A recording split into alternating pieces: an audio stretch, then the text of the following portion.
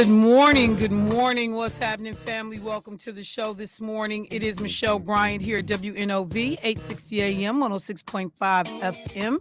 You are listening to Say Something Real. And it's going to be that day today. Boy, I tell you, there will not be a dull day for the next 4 years for sure. And I don't know that any of them get a whole lot better except for what we do to make it better. But before I jump into the show this morning, let me say good morning to the bros in the studio. What's up, Mr. What's your name over there? What's up, Mr. DeBoe? How are you today, sir? I'm just saying. How you doing? It's Mr. DeBoe. Did you need something different? Well, Did you need something different? Yeah, Grandpa. Okay, well that works. That's how you started your morning out with me. I had to get on that behind this morning. You're coming here with no coat on over your arm. So therefore, Dude, I'm good, but just concerned about you and your antics. It was 17 steps to the car to the steps. Because I know you got that, you start the car before you leave out the house, so it was nice and toasty, so you walked right into it. Did you take the coat out of the house, or you had left it in there yesterday? In the car. So it was already in there, right? I just got it for when I leave today. Right, I understand. But still, no excuse. As I said before, all I said was good morning, right? man. And all I'm saying is, I don't want you sick. None of the above. I'm concerned. And none of these antics make sense to me for someone as wonderful as yourself. Okay. Good morning, Jermaine. Oh, he make me sick, man. Good morning, Jermaine. How you doing this morning, fam? Well, you can't follow it. Listen here. You can't come up with nothing. After hearing all that because he's ridiculous, buffoonery, fugaziness, fugazi. Yeah, that used to be one of my favorite words. Oh man, whoever made up fugazi, that was a good one. Yeah. It was universal too. Mm-hmm. Somebody said it when I was in Cape Town. Really? Yes. Yeah. I was in an open market like mall kind of thing, and when we were shopping, somebody was talking about this piece, and they was like, "What kind of fugazi?" This is this. Yeah. Well, I'm gonna say this. She asked how I'm feeling. I'm feeling real good. It's Black History Month, and that it is. I have a Black History moment. It better not be the moment you had yesterday. Come on now. I mean, it's a moment in Black Tyrone history. Was the first one to borrow $10. Yeah, I mean, I heard about that yesterday. It's history. I got a moment in history. Go on, Jermaine. You got to know your history. Go. I'm sick of both of y'all. Go on, Jermaine. What's your Black This moment in Black history? Sponsored by AJ's Liquor. The good folks at AJ's Liquor. They're going out of business. They went out of business. Oh, man. Hilarious. To my point. Right. To my point.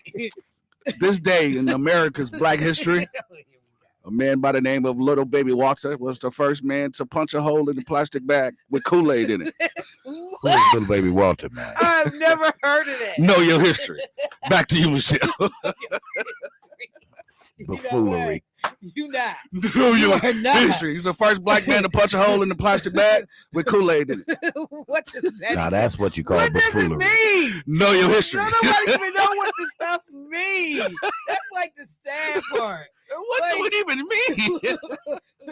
They know, but Michelle, they do know what it meant. What I said, because I got. Listen, happiness ask anybody in Black history that know about Kool-Aid in a plastic bag with a hole in it. What does that mean, bruh? Somebody had to invent it. Somebody had to start somewhere. Did you have the Did you have the sugar already in it? Mixed? I don't understand. So you can eat it on the bus. You put it in the bag. That's what I'm asking. Was the on the bus you on the way to school? Kool-Aid. Listen, the powdery mix. If anybody out there that's listening that know what I'm talking about, chime in and watch what I'm talking about. Yeah, it's in the powder form though. You take you take the Kool-Aid and put the sugar in and put it in the bag. Tie the bag up, punch a hole in the bottom of the bag. That's what I asked. Was the sugar in it? If once he said the sugar was in it, why? Yes, punch a hole in the bottom of the bag. Why? Because it was a treat on the way to school. Is this? Ask Little Baby Walter. That's crazy. Know your history. Yeah. As I said, brought to you by AJ Liquor. Know your history. Don't y'all start texting me. Yes. I'm telling you, because yes. they don't know. People, kids, or you know do your that. history. Or somebody Y'all said, get on my or with that nerves. pickle, you put the Kool-Aid on the pickle. Put the pickle. I heard put the pickle in the pickle. bag. Again, Pour the Kool-Aid in some there. hood nonsense. Hey. Just like Know I your was history. watching something last night, and they was asking black people, "What's your favorite color Kool-Aid?" I mean, yeah, what's your favorite Kool-Aid? And everybody red. Like that is not the name of the flavor. It's not red. Fruit punch? What is it? What is it? That's why that red dye we all dying. Dude said, I am so mad at y'all. Yes. Yeah, punch a hole in the bag. Know your history. Of course. Somebody said we did that in the 80s on the way to school. Thank you. I'm so mad at y'all. Yeah. What kind of hood project nonsense? This moment in Black History. That turns out to be a great Black History moment. Brought to you by AJ Liquor. Know your history. But see, y'all saying that, but AJ Liquor was actually owned by one of the Loves. AJ down on 3rd and Right. Sure yeah, was. I knew that. Sure was. Alicia had it. Yeah, her and James. Yeah, wow. But Oh, yeah, I didn't know you knew because you wasn't from here. no, I do know that though. Somebody said it's a Milwaukee thing. I'm mad at all. No, of it's y'all. not. I'm mad at No, these it's not. It's not a responses. Milwaukee. Lil Walter created it. I'm not telling you, though. He had a Jerry talking to curl y'all. and This everything. some hood So somebody project said, "Oh my nonsense. God, I think Dr. Myers' small business is in the chat." What did that mean, Dr. Myers? I don't know. I have no idea. Oh, was she selling Kool-Aid bags of cereal sugar on the side or something when it was small business? Dog says selling Kool-Aid bags. All of that sound wrong on so many levels. It's some things in Black history we just shouldn't tell you. We should keep it to ourselves. Really? Yeah, That's really, man. Know your history. the it's tropical things. punch. The tropical punch. Yeah, man, The they gotta tropical know your punch. history. Michelle, that explains a lot about what's wrong with us in Milwaukee. Now here's something. Drinking, Here's something I ain't hip sucking to. on Kool-Aid powder. Yeah, off the bat. What? Jermaine, Devo? you hip to this one? I ain't hip to this one. The pickle with the lemon heads. Oh yeah, Doc. It's like a sour. You sweet put the lemon head down in the pickle. Yeah, Yeah, No, I that's never what- did I saw that. yeah. No, It's like a one sweet missed me. sour. All project Taste. foolishness. Just all Project of it. foolishness. All of it. Hey man. All of it. Okay, y'all done messed up the show. No, that wasn't the intent. I can't even have my. So I'm gonna put this story to the side for one sec because I cannot go from red bag Kool-Aid to this story. So let me do a different story real quick so I can ease into the other story. Let me see. Here go Chandra Staples weighing in. I approve what Jermaine Thank said. you. I'm telling you. Pickle and Kool-Aid from a middle class kid. Whatever. You Yeah. still was running with Project Kids. You had to get it from somewhere. It don't matter. We done picked up a whole bunch of bad habits from our friends, your cousins, everybody that make it out the hood. It's about some middle class. Well, for because everybody had them cousins. Mm-hmm. Now I don't know which cousin you was. Mm-hmm. You was either the cousin Where you going with that? in the Yeah, I'm trying project, to see. or you was the cousin that had parents had left the projects or left the hood and was, solidly middle class. No, actually, I was middle class. I just left from the middle class and went lower. Yeah, right. And so that's what I'm saying. So you had that dichotomy Yeah. in the family. I'm like, I want to know what love and is. in our family, yeah, I was the cousin, and like my son was the cousin that solidly middle class. Yeah. And he would go home, and when he would come back doing stuff, I'd be like, hey, Like, bro. where you get that from? We don't do that over here. We sent him home for the summer. We would go hang out with his cousins. We was like, wait, What? what we doing? Nah, you leave that. You leave that at their Foolishness. house. Don't come up here with that. Okay, so I'm gonna talk about Beyonce for a second know your because history. y'all done just messed me up. Beyonce. Yesterday, a lot of buzz about the fact that the Grammys had happened on Sunday, and that Beyonce, who had never received Album of the Year awards, was able to secure one with her album Cowboy Carter. And the GMAs, the the Country Music Association and stuff, you know, they had basically blackballed her, iced her, act like, you know, what you did was nothing, and just chose to ignore it. But the Grammys, you know, not only does she get nominated, but she wins for Album of the Year in the country music genre. One of the things that Beyonce did that I so appreciated, she talked about the frustration with this whole idea of genres, because she said she felt like it was a way for people to limit folks. You stay in this box, this your lane. You know, we don't expect for Black people to do this. We don't expect for white folks to do this. Asians, you stay over here. Well, however you define it. But that was, you know, one of the things that she pointed out.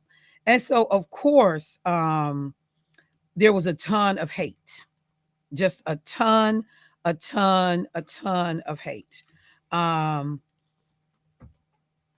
for her winning. And, you know, people still think that they get to decide. And when I say people, I'm talking about white people, that they get to decide who should or should not sing country music. Okay. But one of the things that was interesting in the conversation me and Rep Myers was having is that there are a number of country music stars that are not even from the United States of America.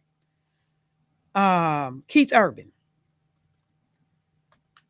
I had no idea that Keith Urban was born in New Zealand, raised in Australia. He moved to Nashville in 1992. But don't nobody have nothing to say about Keith Urban being able to sing country music. What's her name? Cheyenne Twain. Yeah. Born in Ontario, born in Canada. She goes to Nashville in 1991. Later moved to Switzerland with her producer and her ex-husband, making her music. Johnny Rodriguez, first major Mexican-American country music star. He grew up in South Texas, though. But a number of some of the most popular country music stars are from Australia, Canada, Mexico and Latin America, the United Kingdom, Ireland, Japan and Asia, the Middle East, and continental Europe. So why a Black girl from Texas can't sing country music? Because if Keith Urban can come here from Australia and sing country music, why can't a girl that's born in the United States in Texas sing country music? And sing it well. Very well. And that's the problem, because she do it better than them. So it's almost like how they came and took our jazz and our blues and took that and put Elvis out in front and said Elvis was the king. Right. It's the reverse situation when you have country music that somebody that took, I guess, their style and doing it on a way better level, and she really is the queen of this. They don't like that. I mean, the level of racism, hate, and vitriol that she received as a result. And you had country music stars coming out and talking trash about her winning this award. I just want to be clear and make sure people understand. You don't own a market.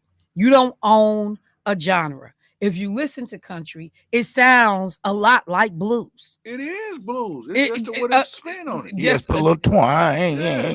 You know, and many of these artists, just like I was watching some Southern white gospel singers, you can see Black all up through, of course, those deliveries. Oh, yeah. Of course, all up through them.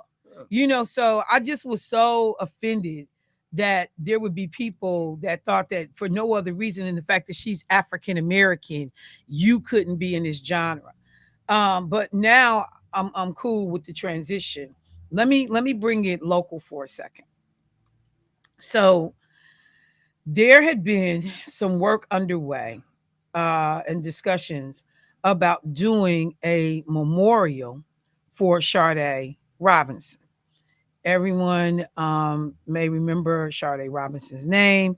This is the young sister who suffered a horrible death and was in fact dismembered, and had portions of her torso show up at different places around the county. And so there was talk about, and I'm just trying to see what I did with the story, but there was talk at the county level about doing something in terms of a memorial to acknowledge this young sister. Well, there is now going to be a reversal of any such idea to acknowledge this young sister because of what people are now saying is racist backlash. And hang on for a second. Let me see if I can find the story so I can tell it. Um, Tell it. Okay. So here it is. A memorial planned by Milwaukee County for Sharday Carlina Robinson, the 19-year-old college student who was killed in April of last year, has been canceled after the county board supervisors reported a flurry of racist abuse over the proposal. Supervisor Juan Miguel Martinez, who said he had been in communication with the Robinson's family, asked to withdraw the proposal during the County Parks and Culture Committee meeting last week. Quote, people should be thoroughly ashamed of the way that Miss Robinson has been treated for wanting this, Martinez said, at a meeting of the committee. I just want to say shame on people for treating a grieving mother this way and making it a race thing and treating her as a subhuman when it's absolutely unnecessary and absolutely unethical. And it shows the most disgusting and detestable parts of our society, Martinez said. Martinez described a flurry of racist emails that led him to call for withdrawal of the proposal, along with Robinson's mother, Sheena Scarborough. Of the emails, Supervisor Felicia A. Martin said, quote, it is most unfortunate that we're at this moment in our country's history where once again, we feel very comfortable being overt with our prejudices, with our racism, with just plain evil, hateful thoughts. Supervisor Jack Ekbal also told supervisors he had received several emails that he thought were pretty despicable and that crossed several lines. Supervisor Steve Taylor said he saw comments on social media that he described as disgusting, absolutely disgusting. Supervisors Martinez, Taylor, Martin, Ann O'Connor, Carolyn Gomez, Tom, and Justin Belinsky sponsored the resolution last month that, if it had been approved, would have spent $7,000 of taxpayer money to construct and install the memorial in Warnermount Park in Cudahy. During last week's meeting, Martin and Taylor asked for their names to be removed as co-sponsors. The letter said that his name had been placed on the proposal in error. Committee members unanimously voted to hold the item in committee until it's taken up by the Parks and Culture Chairman Sheldon Wasserman on the annual legislative when the annual legislative cycle ends. And so we know the story about her, the guy Maxwell Anderson, who was charged with first-degree homicide. His trial has been postponed. He's not even going to trial now until May. And this happened a year ago at this point. So how is it? Because number one, remember, this Cudahy. I was about to say, is it location more so than? It's location and the community of people that live in the location. Mm-hmm. But you want to object to a memorial going up. Because why? You don't want to be reminded of the horrible way in which a member of your community killed and mutilated this young sister. And if that's the case, why do you have to say racist ugly things? But Michelle, didn't that happen on like 50 something in Oklahoma, that he actually killed her where the house was? Yeah, but her body, her remains were found in the first remains. Right. Yeah. So there's a connection to Cudahy. Okay. Because of when you think about where remains were found. Mm-hmm.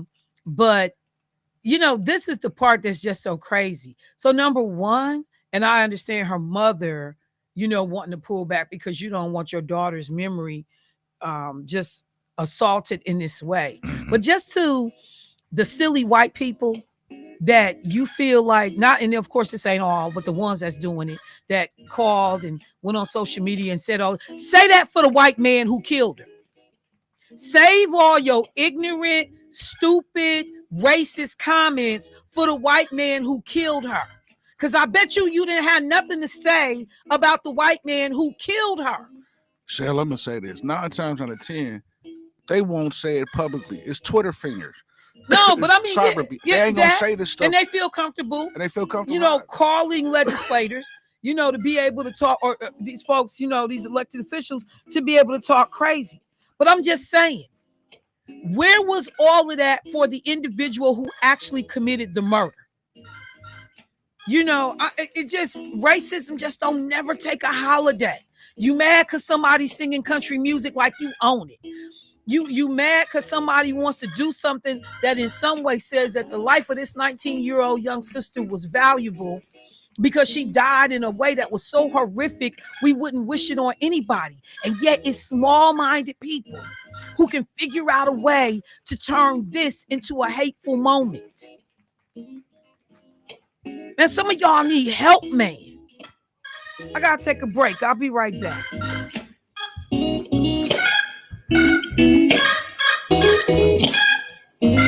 The passing of a loved one is emotional enough without adding the stress of funeral arrangements. By pre-planning, you receive the desires of your heart while taking away the burden from your family.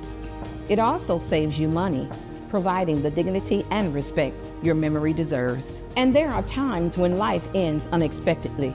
Please know that the New Pitts Mortuary is here to lend a helping, caring hand anytime, day or night. We are the New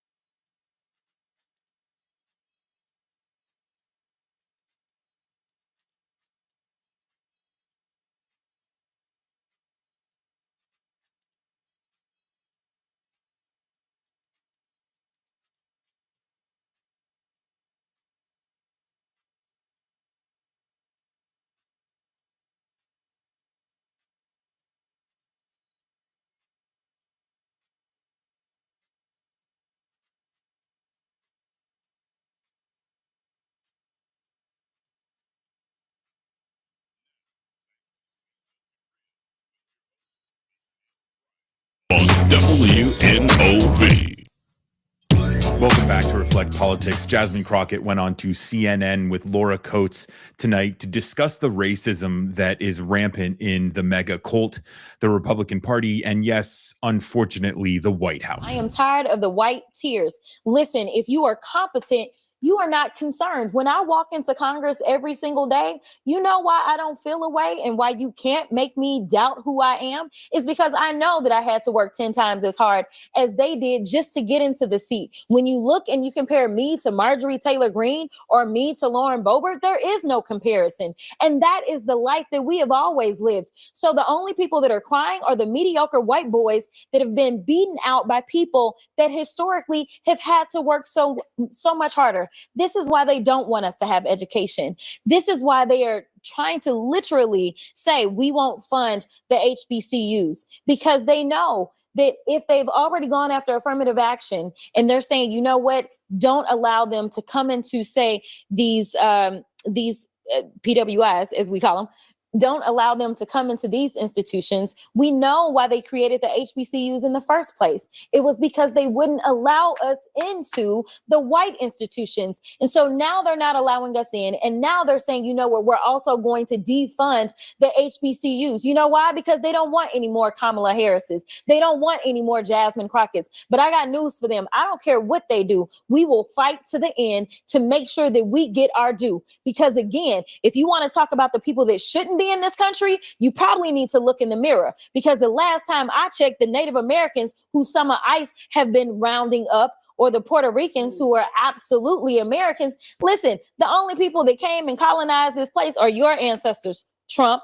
A few things about this clip. I thought it was really funny how Jasmine Crockett used white tears there. All right, family. I wanted to take a second to once again just why I love this sister.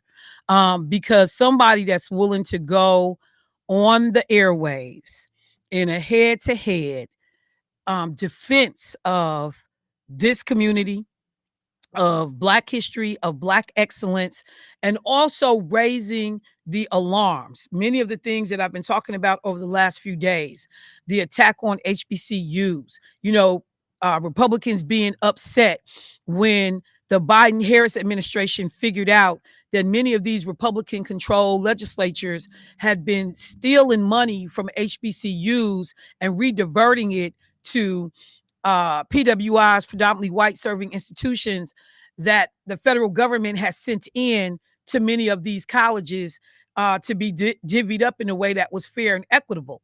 And Republican-controlled legislatures was stealing the money. So Biden-Harris figure out what's going on, and they tell these states, y'all stole this money from these HBCUs. We want it returned to them.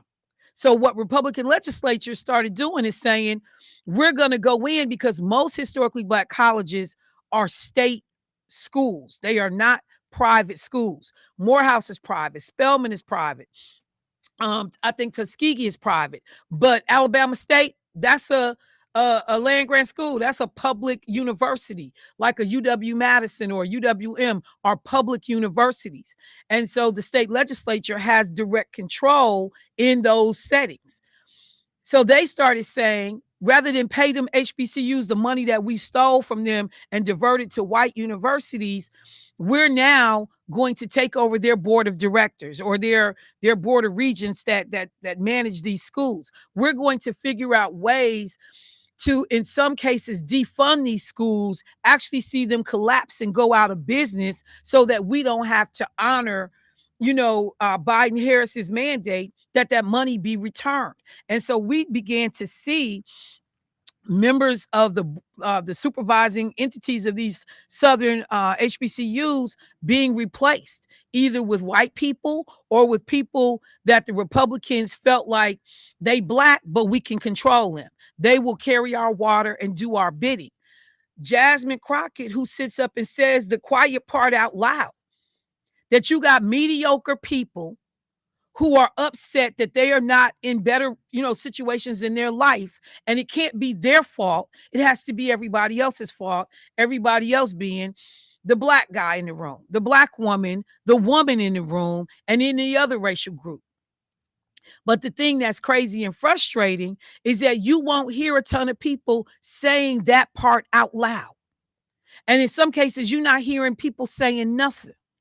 There are folks that see me now, they know I'm a member of the Democratic Party, and they're like, Michelle, what are y'all doing? What's the message? What are we doing to counter what we're seeing? Who's talking about this publicly? Where is the media pushback from the party in relationship to what we're seeing in terms of the attacks on communities of color, Black folks in particular? You're going to continue to ask those questions because people have not been willing to stand out and have that type of voice and take those kinds of risks. Because you know what? I can't alienate somebody. Some of them just don't have the temerity or the ability. And some of them scared. So when I tell you, keep that sister in prayer, you know, them prayer warriors and folks that making sure we got folks, it just reminds me of these moments when we've had fearless leaders. But make no mistake, when Jasmine Crockett was in town, we had to have security for her to make sure that she was going to be okay. Because you can't go on CNN and say the kind of stuff that Jasmine Crockett says and not be put in harm's way. But if we had more people doing it, instead of the quiet and the silence that we are getting from too many of our other legislators, she wouldn't be out there on an island all by herself half the time. And I'm not saying everybody's way got to be her way, but at least be willing to be visible, vocal, and, you know, helping our community understand what can we do next. So as we begin to think about Black history, unpack what's going on, let me say this. And I'm going to do different segments in relationship to our history. Today, I want to deal with the church for just a moment, if I could. I'm going to talk about all the other stuff that we got going on, the tariffs and the this and the that. But I want to take a minute and deal with the church. We know unequivocally that the Black church has been the lifeline, the mainstay, the way we were able to meet, gather, organize, that one little somewhat degree of safety that we had as a community trying to fight our way out of slavery. It was the one time that you could gather in numbers, while enslaved immediately after slavery, and white folks not bother you because they felt like I'm using religion to help control these Negroes to know their place in some cases. And that relationship with the church has made its way throughout critical periods in our history in terms of organizing our leadership and cultivating voices and putting dollars behind movements. But we also understand that the church has also been used against us.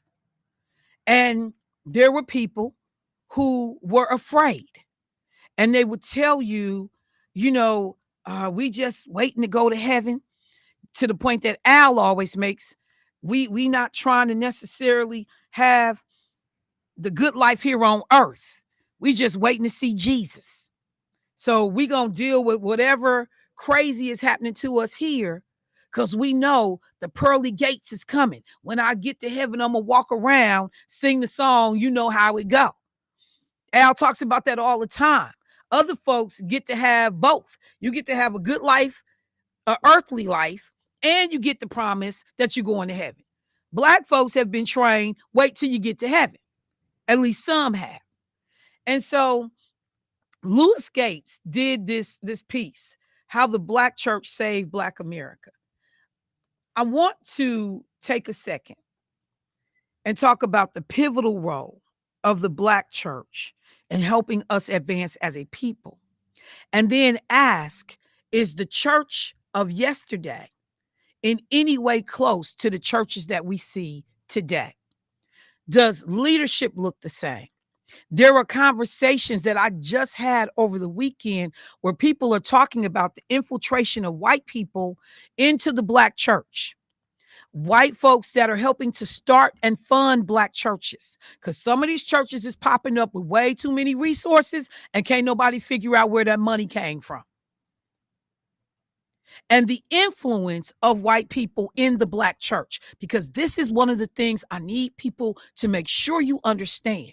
When people are running for office, when people are trying to get Black voters engaged, the first place that they go is to the Black church.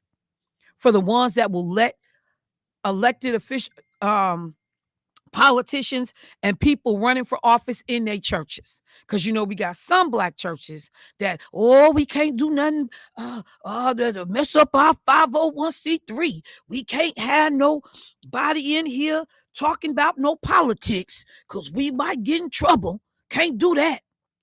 So they don't let elected officials, or, once you're elected, they'll let you speak, but they won't let people running for office come in and meet their congregation and have 5 minutes during the service to say something to people. There are some Black churches that are now becoming more non-denominational. We don't have we ain't this, we ain't that. And in some churches, we're seeing that white influence in which Black people who had traditionally been the voters start talking about, we just here to do God's work, and we not gonna get involved in that. We gonna let them handle that, and we gonna handle the Lord's work. Like that. They do. Sound like Mr. Chan. They do. Everybody that's my Mr. Charlie voice. Everybody sound like that. Even the women. Everybody sound like that. The Ebonics, old broken English. Do they sound I'm like just saying, because that's the metaphor for me. That's the way it plays out in my head. No, we ain't gonna do that. I'm just saying. Okay. The Black church has played a pivotal role. You hear Mano? Forget y'all. It's civil rights. This is where people organize. This is where you get moral and spiritual support. This is where you get a platform for prominent leaders to speak out against racial injustice, and pastors utilizing the pulpits to advocate for equality and mobilize. Hear that word.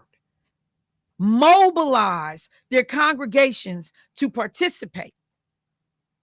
Now, this one says in protests and rallies, but to participate, to be active in trying to make life better for your membership, not just through wait till you get to heaven, but what can we do while you here on earth to make sure that you got a quality of life? So, can I play this clip from an old interview with Tavis Smiley and Jeremiah Wright?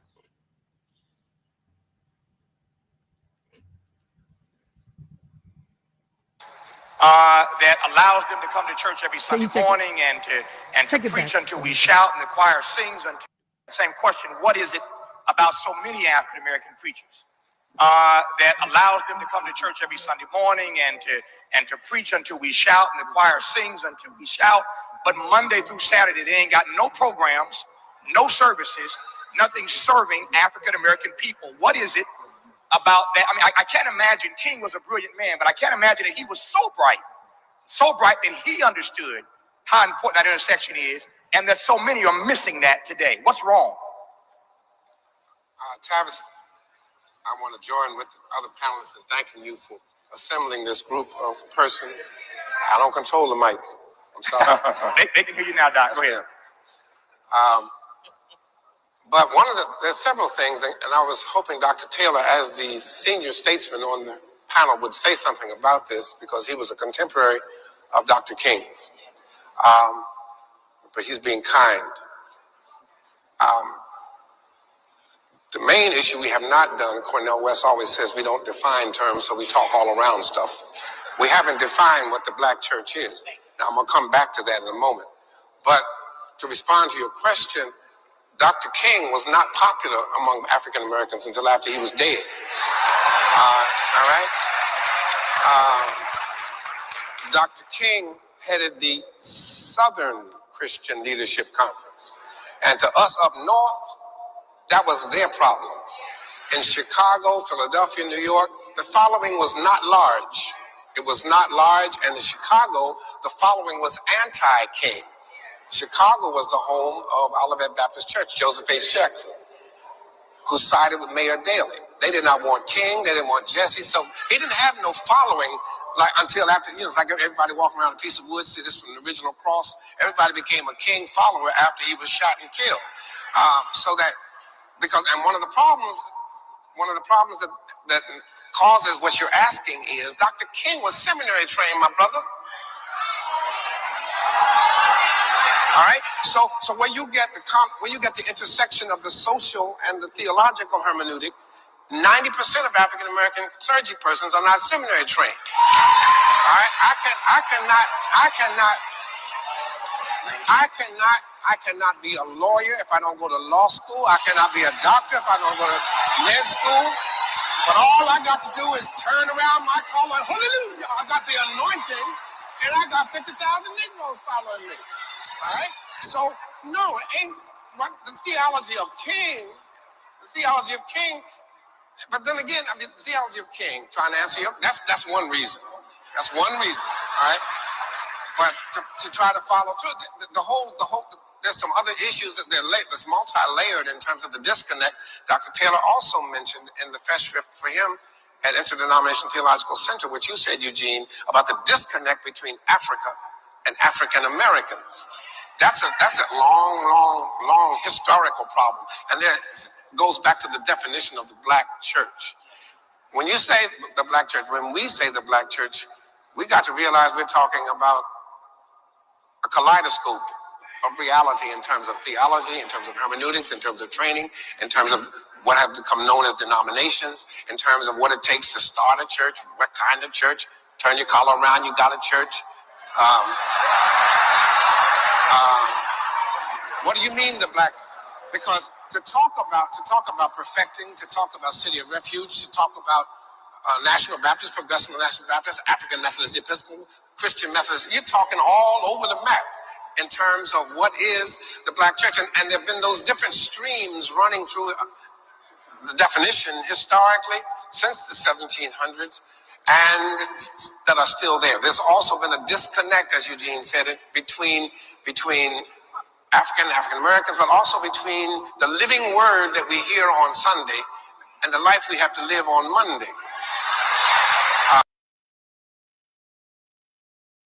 All right, folks. So I wanted to play that clip.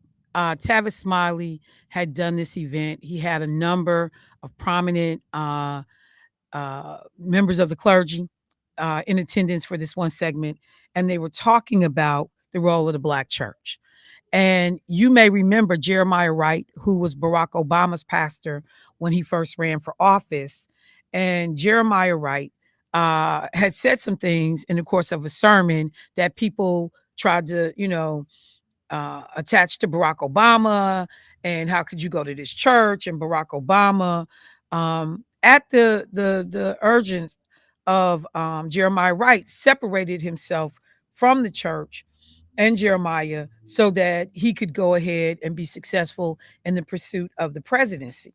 But one of the things that's interesting about Jeremiah Wright was talking about the treatment of the Palestinians in those statements. He was talking about many of the issues and the things that we are dealing with today.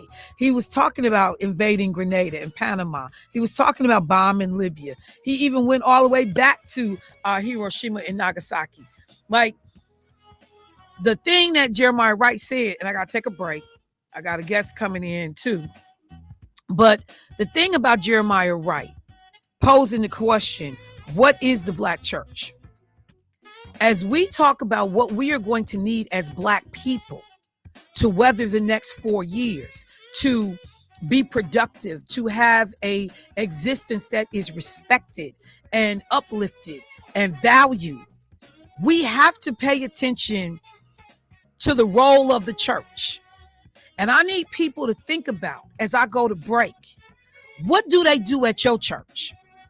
Because when Pastor Sampson was here, Reverend Sampson was here, who was a keynote speaker that Sister Jeanette Herrera brought in for King Fest, he talked about during the week, the church was only open for choir rehearsal. Maybe Wednesday prayer, since people done came back a little bit after COVID. But what actually is going on at your church that speaks to the things that's going on outside in the world around us? That speaks to DEI, critical race theory, people trying to get rid of Black history, people trying to devalue the intelligence of Black people. What at your church are you getting that mobilizes you, inspires you, educates you to go out and pick up this fight that the Black church has been a part of since our inception in this country? Because many of y'all can't give me nothing. Your church ain't doing Nathan. You ain't talking about nothing. We gonna keep quoting the scriptures of the Bible, put together a sermon around those scriptures. But when I gotta use that to go outside in these streets every day and deal with Monday through Saturday, what is your church doing to help? And I'm not talking about, oh, they got my spirit right, they got my soul right. What kind of tactical things are happening in these churches that were similar to what was happening back in the day that helped us to gain some of the movement that we got in terms of the civil rights? I'm going to just say, probably not a whole lot of nothing. But you tell me if I'm wrong. I got to take a break. I'll be right back.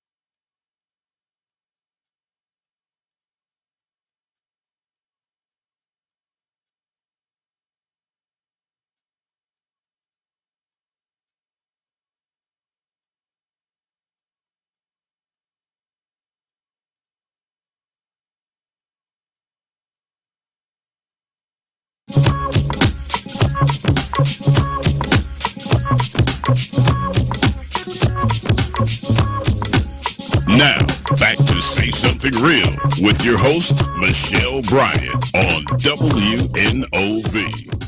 All right, family, welcome back to the show. So I do have my guests in studio, but I am just going to take a couple minutes just to close this out. I know I got a caller on the line. I will circle back and come back to it, but I'm going to pose that question because we need to.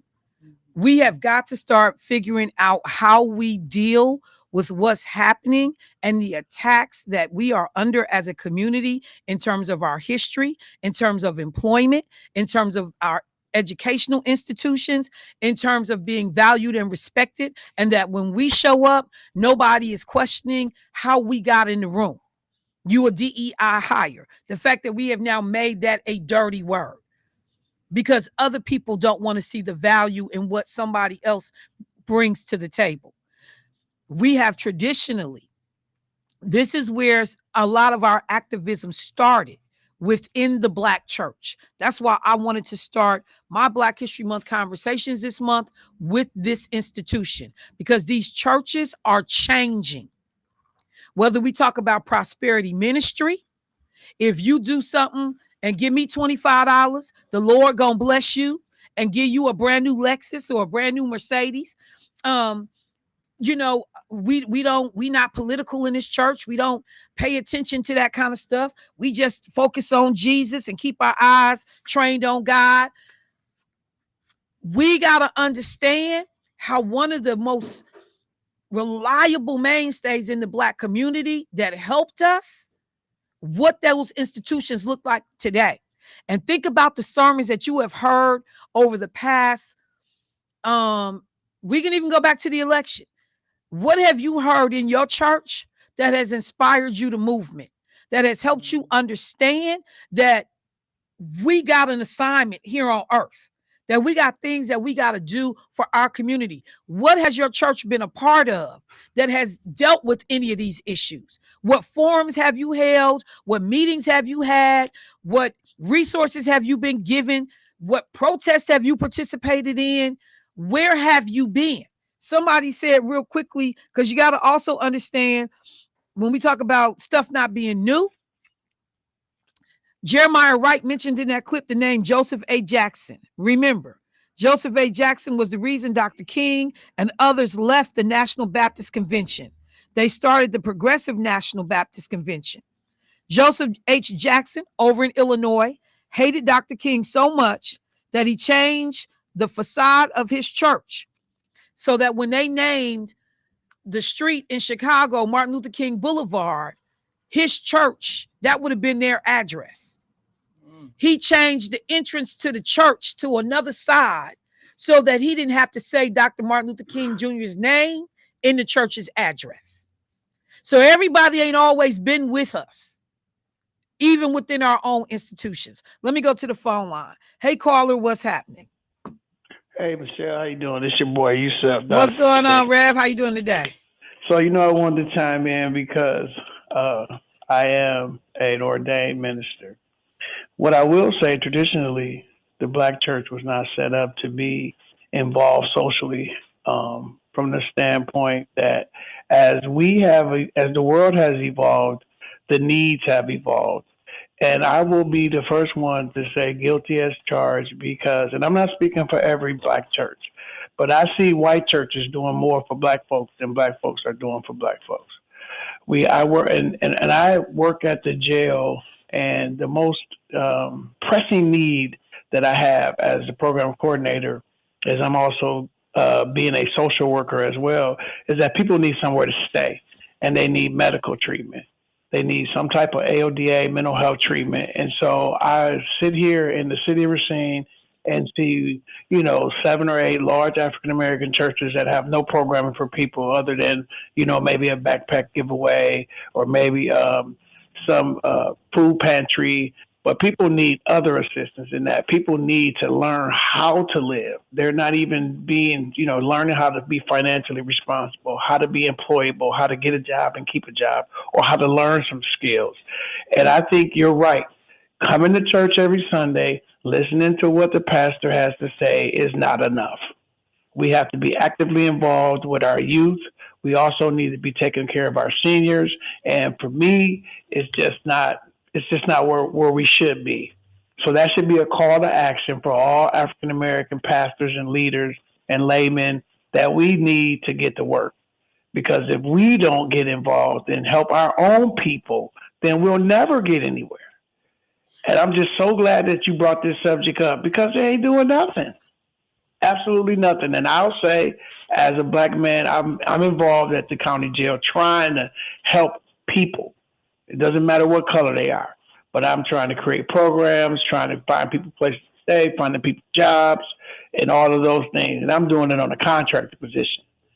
So I just want to say that, but thank you for bringing this up, Michelle. All right, thank you. I appreciate it. And let me say this, y'all. Let me say this, because I'm getting ready to go against a little bit something that Yusuf said. Number one, the church is exactly a vehicle for these social change issues. Always has been. Number two, I'm on a different scale. I'm not talking about the somebody just sent me something saying there's a church that helped single people get a house. There is, food pantries, there's clothing. I'm not talking about that. I'm talking about the collective action that we need.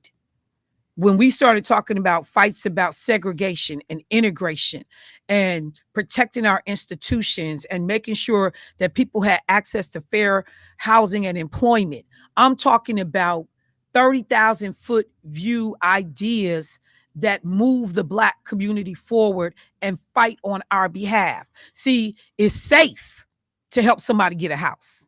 It's safe to give a food pantry. It's safe to have a clothing bank. It's safe to run an after school program. What you teaching them in the after school program? Are you creating Black leaders?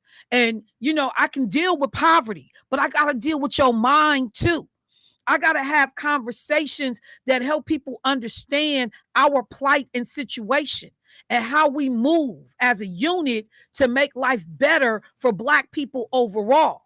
A lot of churches want to do us safe. I'm going to give you a turkey at Thanksgiving.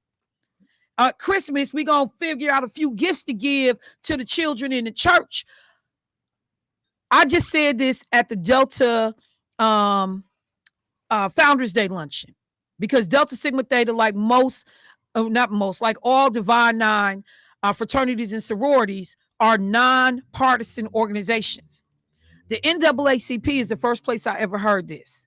We are nonpartisan, but we are definitely political. We know who's in office. We know laws that are being introduced that are impacting our community. Do we have pastors standing up and telling people, did you know that Elon Musk just got rid of the free IRS e-file that so many people use to help them file their taxes on his own? Educating people about how you're impacted by laws and policies. That's not partisan, but it's definitely political. And there is everything about our existence as Black people in this country is political. The only war that has been fought on U.S. soil was the Civil War, in which is slavery, about Black people. That's the only war that's been fought on U.S. soil. So I need people to understand it's okay to be political. And if you got churches where politics ain't being discussed, it's something wrong up in that church. Let me go to the caller. Hey, caller, what's happening? Can you hear me? Do I need to turn anything down? We're not on speaker, are we? I'm driving, so yes. Okay, well, let's see. It seems like it's going to work. Go ahead. Let's try it. Okay, my name is Francine Hale. I'm a member of Holy Cathedral Church of God in Christ. And we've had Word of Hope Ministries for 28 years. And it's a free service afforded to the community. And what we do is we offer APODA to anyone who needs it, and to veterans. And we also have a job program that offers free services to help you find a job. We offer assistance to help you find housing. We are very active in the community, and anyone is welcome to come there. And it's 2663 for 40th Street. No, we're not involved in the movement for civil rights and what's going on in our community, but we are there helping anyone that needs help. We also have a computer lab where you can get free computer courses and learn how to use the computer, create your emails and all of that. Just recently came out of the EPD program, which was, we were awarded $2.7 million to assist Black entrepreneurs to help them attain the goal of maintaining their own business and assisting them with that. And at the end of that program, they received a computer and a stipend. So we out there. We might not be marching and yelling with our fist up, but we out there in our community doing what we need to do. And that's all I want to say. I'm listening now. All right. Thank you so much for the call. I know Pastor McClellan. I've been over to Word of Hope Ministries. And thank you, sister. I appreciate the information. But I'm still going to say this. It's still to the same point that Yusuf made. These are the safe things to do. But that $2.7 million that was given to assist Black entrepreneurs under the Trump administration, y'all will never see that money again. Because anything that is intended to specifically help a single group is going away. That's the point I'm trying to make. Many of our organizations actually depend on the federal government and grants from them to even be able to do a lot of the services that you're doing. But when you say we got 2.7 million to assist Black businesses and Donald Trump has put everybody on notice, we not here for that. We not doing anything that in any way might discriminate against white men. I bet you won't see that $2.7 million again. I am talking about a bigger, broader conversation. And yes, we got to be able to do both. We got to be able to make sure that we are meeting people's basic needs, but we also have to be able to make sure that we are meeting our needs as a collective, because you can give somebody job training, but if they're going to get discriminated against when they try to go apply for the job, your job training don't make no difference. You can give somebody a GED, but when Target is saying we will no longer consider race as a factor in hiring to make sure that our company employees reflect the workforce, reflect the community that we do business in, it doesn't make a difference. So I'm saying we got to do both. Everything that people are describing to me is the safe stuff. The stuff that you're going to get a grant for, the federal government going to come in and give you money for. I'm trying to make y'all understand that money is going away over the course of these 4 years. So live on what you got. But in terms of how you continue to fund other things, again, it don't matter that I'm trained if nobody will hire me. It does not matter that I'm trained if I can't get a promotion. We cannot afford not to be in the civil rights fight. We cannot afford not to look at the political stuff of how legislation impacts our communities. We can't afford it, y'all. So, I appreciate it and I respect the work. Like I said, I know Bishop well, have gone to many programs over there. Think I've been a speaker over there. But it does not negate the fact that we got to pay attention to the stuff that's impacting our civil rights. We got to pay attention to the stuff that is intended to harm us. I can help you get a house, but what do I help you understand about redlining and insurance that's being, removed from Black homeowners, and your roof got damaged, even though your roof is fine, and we're not going to renew your insurance policy. We got to do both, y'all. We got to do both. You got to do stuff that teaches Black pride and Black history and help these kids understand who we are, what we come from, and that there is an expectation and a call for you. We got to do all of it. I'm sorry. It's a lot of work. But we need help right now. We need Black excellence. Oh, wait, they're here in the building. Good morning, ladies. How y'all doing this morning? Good morning. Look, I'm gonna pull this mic just a little bit so I can make sure that they can hear you. Blessed by the best. All right. So look, annually we know that the Black Excellence Awards happens in the city of Milwaukee. It is one of the most coveted affairs, prestigious events. I remember my man Keon Jackson Malone when he got his Black Excellence Award. Child, I thought I was gonna have to hurt him. He was so proud, so happy, and I will never forget that in that moment at that table, he had a picture of his grandmother on the table because it meant so much to him to have received that honor. For the folks that bring this to us every year annually, let me say good morning. Good morning, Sarah. How you doing this morning? Thank you. There's two Sarahs here. Look, I didn't realize it, and I apologize. I am so sorry. All right, let's do some introductions. Go ahead, Linda. I'm Linda Jackson Conyers, and I have with me my cousin, who's also a part of my team, Dr. Shirley Moultrie. Oh my God. And we both Dr. are Moultrie, deltas. I'm so sorry. I know that. I know that. We both are deltas. Yes. Good morning, Dr. Moultrie. How are you this morning? I'm blessed by the best. And come in here looking fabulous and beautiful this morning. Too blessed to be stressed. Go ahead on now. Tell it. So blessed and highly favored. Okay. Well, I think that takes care of all of it.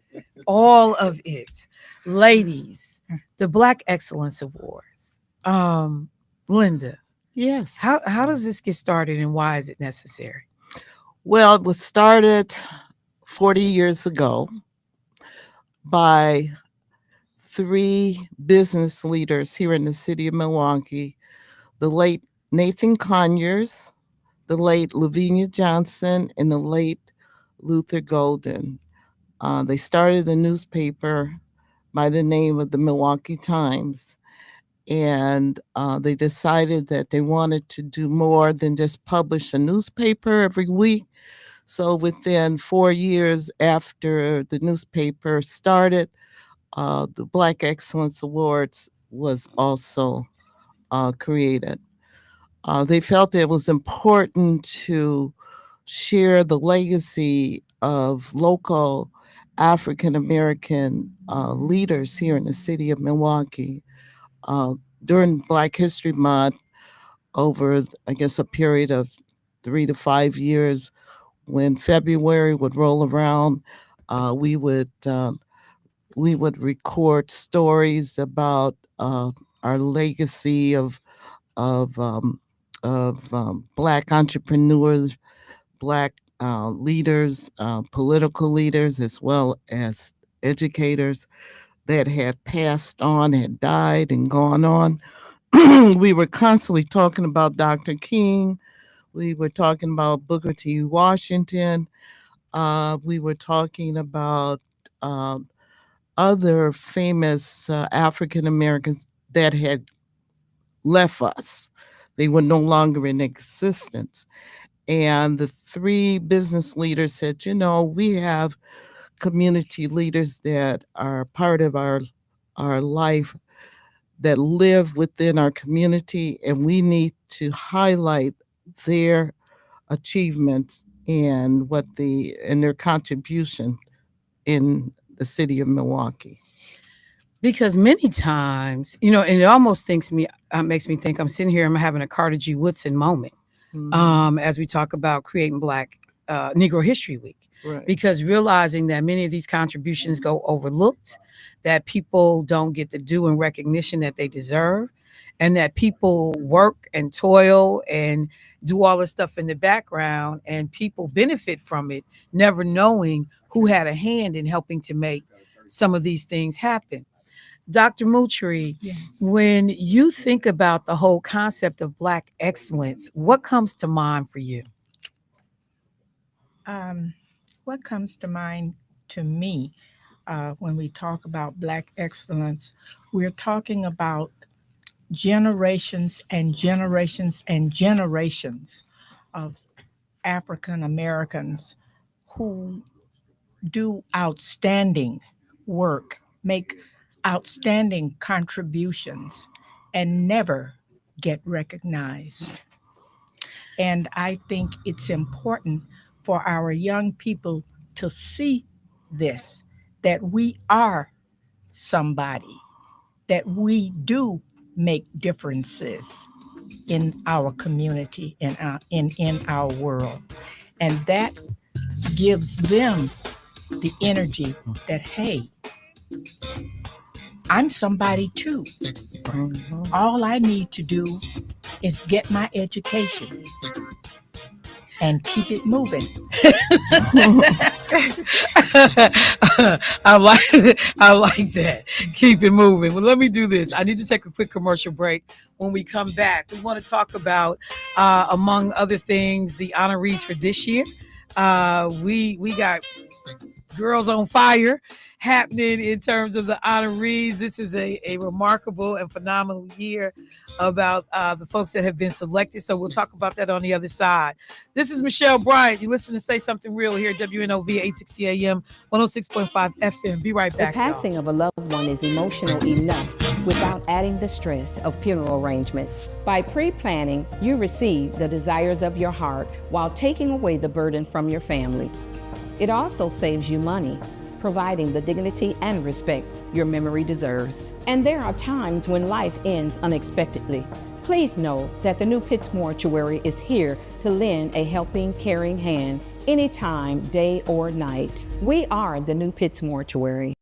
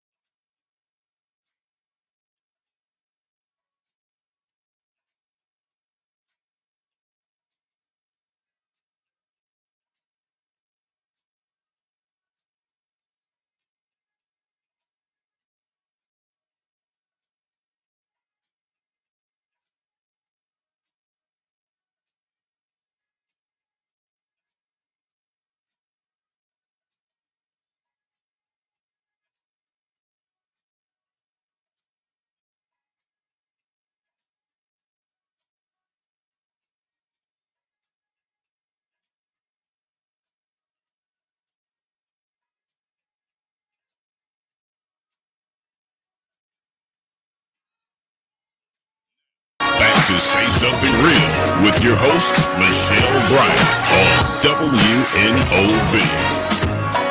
All right, family, welcome back to the show. So this morning, taking the opportunity to talk to two incredible women within their own right about the upcoming Black Excellence Awards. And Dr. Mutri, before we went to the break, I had asked you about Black excellence, but there are folks that will say, well, how do people even get selected and picked for this? How do we know? Because there are so many different fields, whether it's arts, education, STEM, the sciences. How do people get picked? Well, we do have a website, and you can submit names. You can also complete the application that is also available on our website. We accept your application during the month of August of every year. And so this is well in the making by the time we get to February. Oh, yes. Okay. Yes. And by October, we are in touch with our honorees. Okay. Wow. So this year, how many people are being honored? Well, this year, we are honoring... If that smile get any bigger. This year, we're honoring 40 outstanding Black women. And we are also honoring the 6th largest prominent Black sororities as well. And we're excited about sharing the legacy and history of these institutions, as well as the women that have made valuable contributions in this community. So this list, which I can only imagine some of the power that is amongst these folks. You said 40. Do 40. We have an idea who some of these people are? I'm just going to mention the name of just a few. Okay. Ashley Price. Ashley Price is the vice president and manager of a financial advice team at Robert Baird. Whoa. Okay. I'm very proud of this young lady. Also, a retired administrator, Dr. Mary Bowie, who's very active in the community. We have Joyce Mallory, who is a former MPS board of director. We have Christian Pierce, who is a anchor on WISN TV 12. And I must say that WIS TV 12 has been a media sponsor for the Black Excellence Awards program for over 30 years. Wow, that's a long For over 30 years. And another honoree that I like to mention is Jerry Sykes. Before there was a Oprah Winfrey, there was a Jerry Sykes. She is the first Black female TV host in the history of Milwaukee. I didn't realize she was the first. She was the first. Whoa. She had a show on Channel 4. Really? She was the first. Oh, I have to go pull that up. I did not know that. Yes. Read her bio. Yes, I will. It will appear in our program book. Okay. So we are happy to make our citizens here of Milwaukee about this woman. Somebody just told me Miss Anna Mae Robertson is one of the honorees. Miss Anna Mae Robinson is one of our honorees, and we're proud of her. And that's the 688. Yes. The movie that Kerry Washington was in. And one of only 2 remaining survivors. Yes, she is. Yes, she is. The platoon of Black female soldiers. Yes. Right. And she received a visit, I believe, during the month of November. She did. By Kerry Washington. Yep. The person who just texted me, Daryl Williams, helped to facilitate that. Yes. So we were very proud. In fact, I got the pictures on my phone of the meeting. Yes. So it's Yes. wonderful. Yes, ma'am. We have Paula Nelson, who is the only Black female owner of a plumbing business. Wait, what? Yes. I need her number. Paula Nelson. Paula Nelson. Okay. And then we have Natasha Bronston, who's the only Black female owner of a auto part and service company in the United States. The only Black female. What? In the United States, right here in Milwaukee. We have so many talented people in our community. You will be surprised. You truly would be surprised. Okay, at some point I'm gonna need to get the list of these business owners so that we can patronize and support these folks. Go ahead, Linda. Well, and then we have the highest ranking African American female with the Bucks, the Milwaukee Bucks. And we are proud to share her story. And she's a native of the Racine area, but her dad played for Marquette, and her name is Karina Crohn's Autumn, and she is the senior vice president of partner strategy and management with Milwaukee Bucks. We have Dr. Leah Knox, who has Knox Behavioral Solution and co-founder of Black Space Inc. Yeah. We have Michelle Allison, who is a information outreach coordinator. And this lady is really, really smart, and she keeps us abreast of programs that the Milwaukee County offer our seniors. Right. A lot of good things going on with the county Health and Human Service Division on aging, and she makes sure our community is made aware of those programs.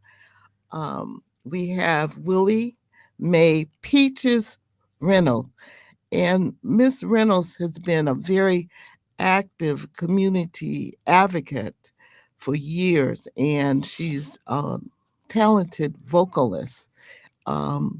It's just an honor to have her a part of this slate of honorees.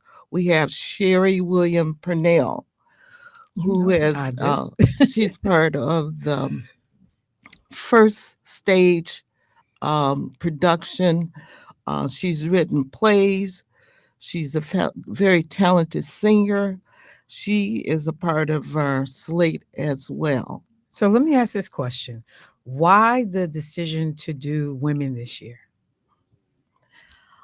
We wanted to do something different, and we always have a different theme every year. Okay. Last year, our special honorees were Vietnam veterans, and we honored 12 Vietnam veterans, African American males. This was important to us. My husband was a former military officer, and during the 39 years that we had honored community leaders, we never paid homage to our military. Wow.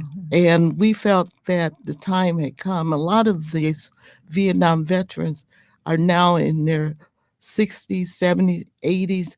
A number of them have died. They've never received proper recognition for being involved in a war that they should not have been involved.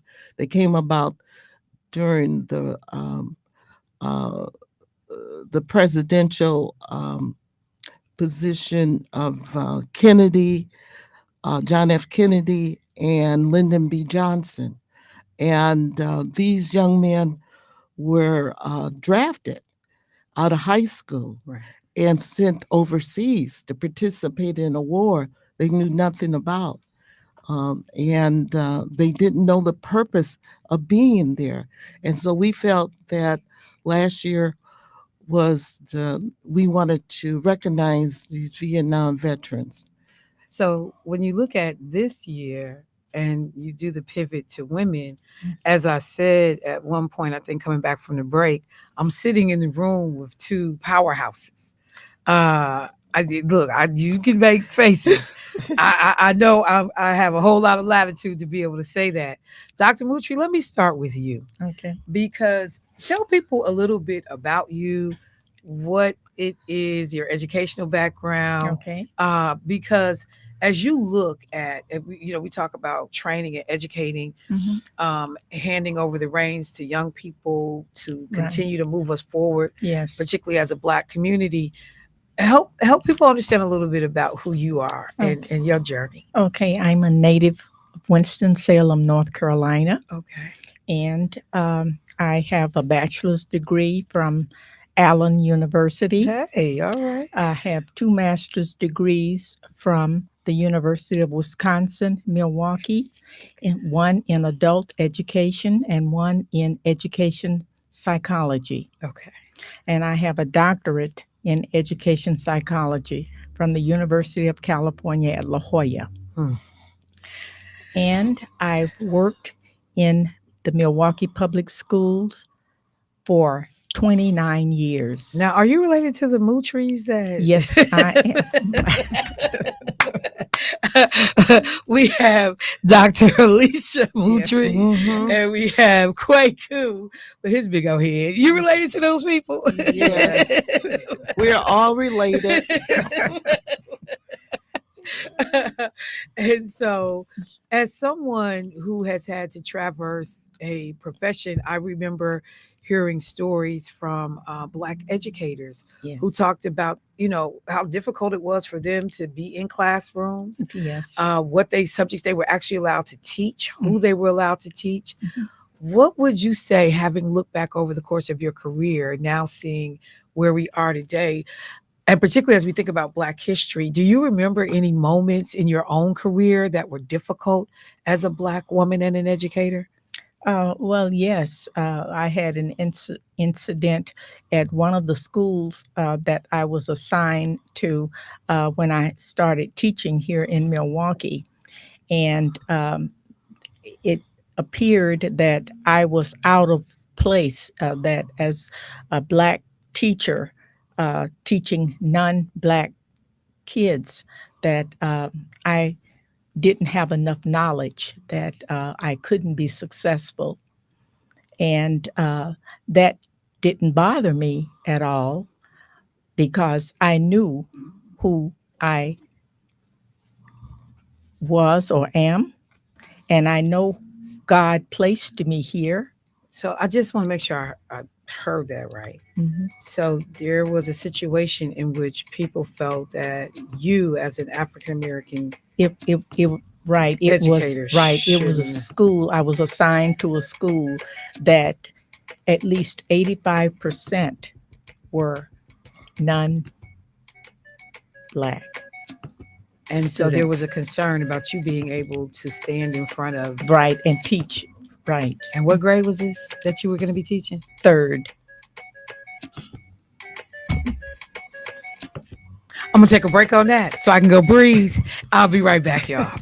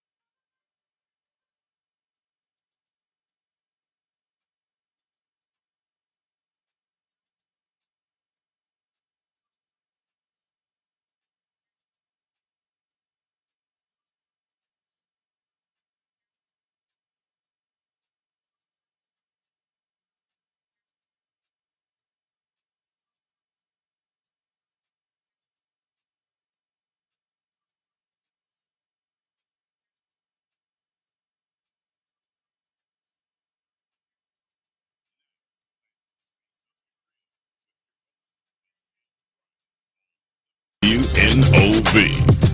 All right, family. So I was taking a few minutes to talk to. I could not have Black History Month and have Dr. Mutri in here and not ask about the journey as an educator. I think many of you heard what she said about, being questioned about her ability to teach a group of third graders. And one of the things we were saying through the break is we know historically that many of the African American teachers that came in were much more educated than their counterparts. Linda, you have broken ground in the field that you are in as well. Just as we reflect on Black history, just from your perspective, real quick, in terms of media or journalism, is there anything that we should understand from the listening audience about the journey so far? Well, I think that we have to realize it's important to know our history and to record our history and to support Black media, whether it's by way of radio or print, newspaper. I think a lot about this young lady, and her name slips my mind right now, who was responsible for bringing information to the community about lynchings that took place during the 30s and the 40s. And her name slips my mind. She had to leave the South and move to Chicago because her life was being threatened. But it was the Black media that brought about Ida Wells. Ida Wells, thank you. Yes. So that's another reason why it's important to support the Black press and the Black radio. We've had problems getting advertisement because white institutions do not respect the Black press and as well as the radio. And we've always struggled. And in the past 10 years, we've lost a number of Black newspapers because we don't have the financial means to continue sharing information, valuable information to our community. That's a conversation in and of itself that we certainly have to have. Even, when I do the political stuff and I'm arguing even with Black folks about advertising with Black folks and how we reach this demographic. And when you consider that we are the biggest purchaser of consumer goods, how are you not talking to us and advertising in the places that we are? So I've got people that have hit me up and said, so the Black Excellence Awards event, the day that it's happening, and is it sold out? And what's going on with these tickets? Yes, we are at a sellout. Oh, no. But I want to also announce our speaker for our program on Friday, February the 28th is Gabriella Finley Hazel. She is the first African-American female president of Aurora Health Care. She is the very first, and she will be our keynote speaker, Gabriella Finley Hazel, president of Aurora Health Care. And we are delighted to have her as our speaker for the 40th Annual Black Excellence Awards. And my cousin here, Dr. Mutri, is going to announce our 12 recipients, high school seniors, scholars. All these students are honor roll individuals. And I'm going to let her announce who they are. So just real quick, so the proceeds from events like holding this awards dinner go to fund these scholarships. Is that correct? That's correct. Okay. And we're going to share the amount of money that we have awarded since 1988. Is that correct, Ms. Dr. Mutri? Yes. We have awarded over 255 college scholarship. Whoa. And awarded in money $650,000 since 1988. Oh my God. Mm-hmm. Nearly $1 million. That is crazy. Yes. So who are the 12 students for this year? All right. We have Ammonia Buck from Milwaukee School of Languages. We have Dylan Burns from Golda Meir High School. We have Zora Davidson from Ronald Reagan High School. We have Sienna Ebo from Holy Angel Divine Savior Holy Angels High School. We have Lauren Gooden from Golden Meir High School. We have Shamora Harrington from Golda Meir School. Whoa. We have Jordan Henderson from Rufus King High School. Madison Jones from Pius High School. Hope Laguna from Pulaski High School. Braylon Neal from Golda Meir High School. Martyr Slade from Milwaukee School of Languages, and Derek Zumo from Golda Meir. Golda Meir done just locked it down. Yes. What is good? Well, I'm glad Rufus King was in the mix somewhere. That's my son's alma mater. Yes. And so what type of awards are these students receiving? They will all receive a financial gift the night of the event. Mm-hmm. We don't release that information until the night of the event. Mm-hmm. I'm going to just say this. Parents, you have to be involved in your child's education. We've had a very difficult time communicating with counselors at the various MPS schools. I'm just going to mention to make that this available to let make them know? the scholarship application available. Mm-hmm. One of the schools is Custer or excuse me, Obama High School, and even North Division. We've had difficulties communicating with those counselors, and they do not submit applications from any of the seniors. And there are other high schools. So I just mentioned two, but I have to give kudos to the principal at Golda Meir, Rufus King, Milwaukee School of Languages, as well as Washington High School. But some of the other schools, they drag their feet and they don't cooperate at all. And I just want to say this as we get ready to end the show. This has been a consistent program. I know that Sister Jeanette Herrera, who does scholarships for the King Fest, has a struggle getting students to apply. I know that when we've provided information to Milwaukee Public Schools about our college fairs, you have such a difficult time getting this information out. And I think that this is a conversation for school board directors, and these principals as well. Here are folks beating the door down to say, I have dollars to help your students. And some of these kids are not getting this critical information. So I don't mind putting people on, notice that we want to do better. Ladies, thank you so much for making time for us this morning. This is an incredible honor. I know that these sisters are deserving. These students are going to be so appreciative. And thank you for making it a priority to continue to showcase Black excellence.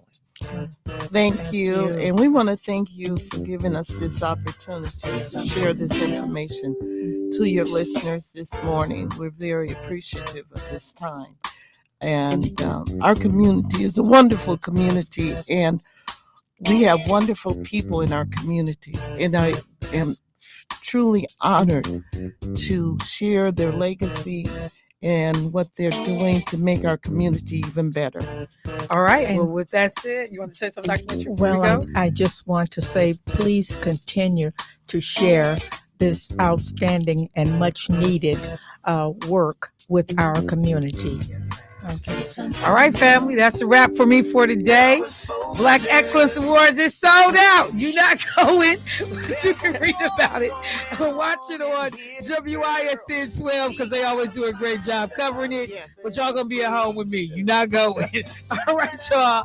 I'll talk to y'all tomorrow. Peace.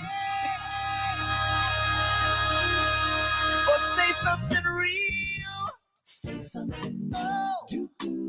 It is now time to take you live to the Northwest Funeral Chapel for a word of the good news and your Sunday school lesson with Brother JC.